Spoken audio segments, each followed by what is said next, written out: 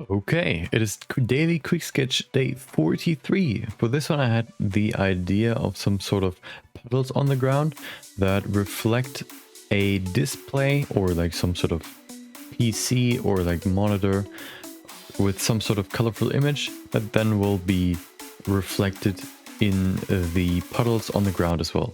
So the first thing I wanted to do was create a basically procedural puddle concrete material.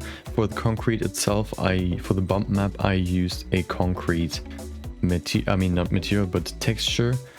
Everything else was basically done with procedural textures, and yeah, I basically mixed. I created a puddle texture using a Musgrave texture, mixed that into the bump map, so everywhere where there would be a puddle, there is no bump, basically everything's smooth, and everywhere else you could see the bump texture of the concrete. Then I created that. I also put the same texture of the Musgrave texture into the puddle roughness, basically, or into the roughness of the plane, so everywhere where you would see the puddles, they would be really shiny.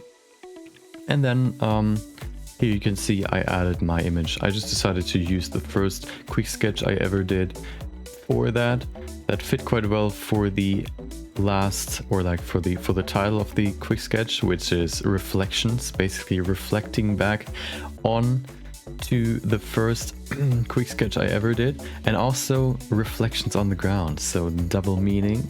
Getting deep here. And so my idea was to kind of emulate this vignette effect. Vignette is basically, I think it's called vignette, where you have, at least in print, to get the certain color that you want, you mix multiple colors together: CMYK, cyan, magenta, yellow, and black. And mixing these four will result in all the colors that you basically need. And if you go close enough, you can see that the dots that are going to be printed onto the paper are a little bit spread out, so they're not perfectly on top of each other. So you can see these different colors laying on top of each other. That's basically what I wanted to create in this image. I basically just used the same plane, separated the RGB channels with a curve node, and then put 3 emission planes behind each other really close, so you have these, they're still mostly on top of each other, but because of the perspective there's a little bit of a shift between the 3. And then I added just an atmosphere into the scene with this big box, and behind the image, because it was so dark, I kind of wanted to put in a plane just so you can see where the image ends, like the glowing image, the display where it ends and where it basically starts.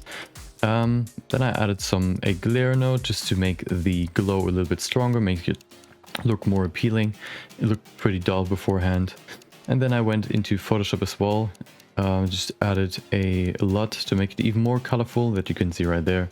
And that's basically the image. I think it looks pretty cool. Maybe the ground is a little bit too rough, too dense, but well, whatever. Hope you liked it. Maybe you learned something. If you liked it, you can give it a like. If you didn't like it, hit the dislike button and tell me what you did like. Hope I'll see you next time. Until then, see ya.